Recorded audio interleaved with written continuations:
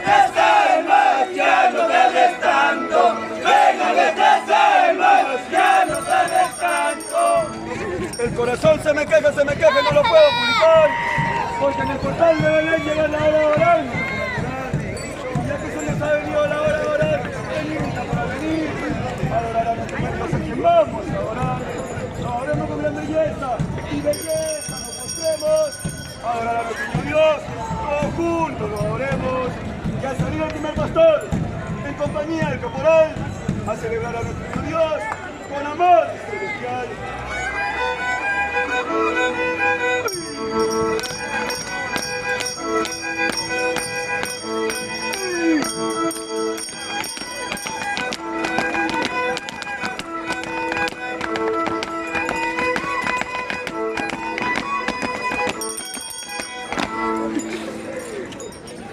Para las campanillas, que violín pare su voz, voy a echar mi relación delante del niño Dios. Yo que me llamo Silicio y me adelanto primero para venir y decirte que eres un Dios verdadero.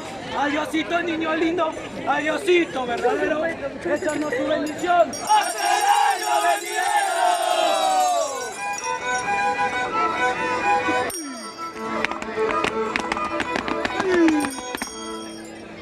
Yo que soy un pobre guitarrito que anda quito, en busca de tu gracia y de ese amor infinito. Yo que soy pobre y no tengo nada que darte, pero estoy aquí para venir a recibirte. Te celebro con mucho gusto, amor y devoción por ser hijo de Dios. ¡Todopoderoso! El corazón se penetra en mi Dios omnipotente. No se borra mi memoria este amor tan permanente. Vamos todos, pastores, con la cruz.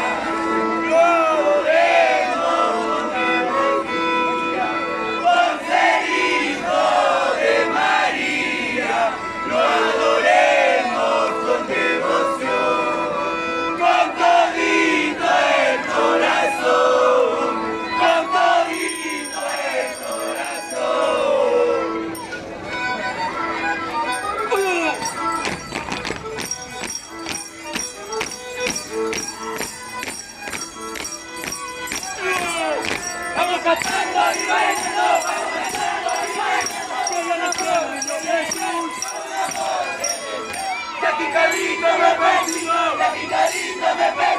con la señal de los